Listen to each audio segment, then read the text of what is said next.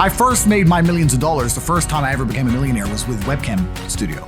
Oh, really? I didn't know that. Yeah, this is how I first ever made money. I mean, I was a kickboxing world champion, but kickboxing's not boxing, right? Yeah. So I'd make like $100,000 a fight. You fight 2 or 3 times a year. You pay 20% to your manager. You pay taxes, but you're not rich.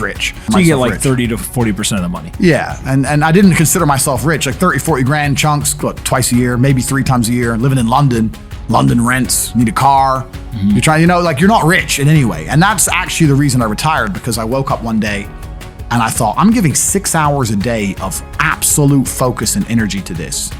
And I believe I'm smart enough that if I put that much tenacity into something else, I can be a multimillionaire. I truly believed that. I was like, I've realized now I've reached the pinnacle of kickboxing. My choice is either to change over to MMA, which I was offered to do earlier in my career, but at the time, the kickboxing contract paid more money. I had to pay the bills, so I went kickboxing. Change over to MMA, learn to wrestle, change over to UFC, blah, blah, blah. But this is also like 7, 8 years ago where even the UFC didn't pay the money it pays now. Mm-hmm. But the UFC still doesn't pay that much money from what I understand. No, if you're like top 5 or champion, yeah. But most of the dudes you're going to see there in the prelims, they're getting 10 grand a fight, 9 grand a fight. It's nothing, right? Mm-hmm. So it'd be like starting my career all over again. And at the age of 28, I thought, I don't have the gumption to start again. I've been through hell for this. I've broken my hand 8 times. My ribs have been broken. Mm-hmm. I don't want to do this all over again. So what do you do when you realize that, hey, maybe I don't want to keep fighting? I decided to get rich. What does that mean to you? When you're sitting there, you're getting $30,000, $40,000 kind of net on a per fight basis.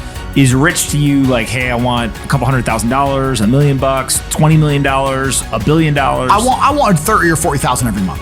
30 or 40,000 every month, so about $500,000 a year, give or take. Okay. I thought if I had that much money, I could do whatever I wanted. Okay. That's what I decided. So what's step 1 that you do? So step 1 is, maybe that's how we ended up here together, my friend. Step 1 is I decided to be very logical about it. Chess player, right? So I was like, I want money. What is money? How do banks work? How does credit work? What's fractional reserve banking? All these things we now know to be the biggest cons of the century, right? So I'm sitting there researching money for days and days and days. And then I get more mad because I'm like, whoa, money's trash and I don't have any.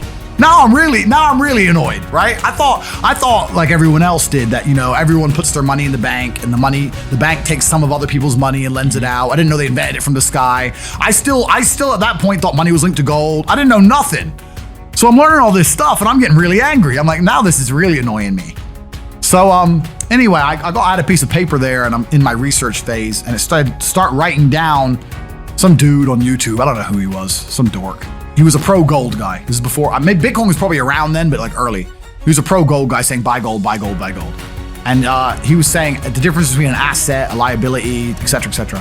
So I started trying to write down what I had. I was like, I have an apartment, I have a BMW. I'm in good shape, but I already use that for fighting.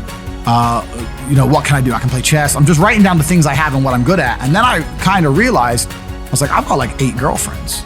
because I was traveling the world, and if you win, you get a ring girl. It's kind of like she's banging the winner, right? You win a world title, you get to choose the ring girl you want. It's pretty easy, right? So I had a girlfriend in Slovakia, I had a girlfriend in France, I had a girlfriend in England, all these girlfriends. Do they know about each other? No. Okay. But they find out pretty soon.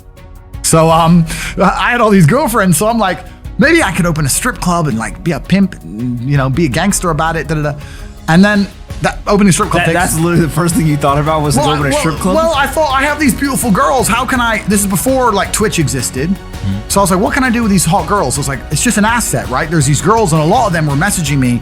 They thought I was this millionaire world champion. They all wanted to come London, live with me and thought I was a big boy millionaire and all this stuff. So it's like they do because of social media. Well, partially because of that, and also because they met me. I turn up, I fight, I win the world title, I leave. We're texting each other. They assume I'm this big boy, right? So I'm kind of like, what am I gonna do? What am I gonna do? I thought, man, I investigated strip clubs, way too much money. But this asset class of beautiful women was kind of on my mind for a few days. And then by absolute coincidence, I stumbled upon somewhere on the internet. I was on one of those websites where you used to download like free games and bullshit from. And in the corner somewhere it said, hot girls want to talk to you now or something. I said, hot girls. So I clicked on that, not because I was interested, but because I thought I have hot girls. And it was one of those webcam websites. And I was like, so these girls sit here and talk to dudes for money.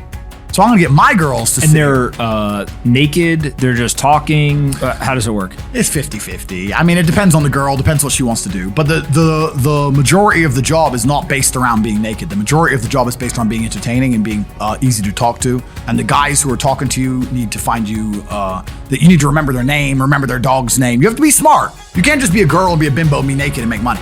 You have to be really smart, charming, interesting, happy all the time, positive. And I thought, I'm going to try this. So I messaged all 5 of my girlfriends, told them I had a job for them, explained to them what I was going to do. I was going to launch this company. 4 of them agreed. All 4 flew in, sat them around the same table. They were all like, who's she, who's she, who's she? I'm like, well, you're all my girlfriends. 2 more left. And then 2 stayed.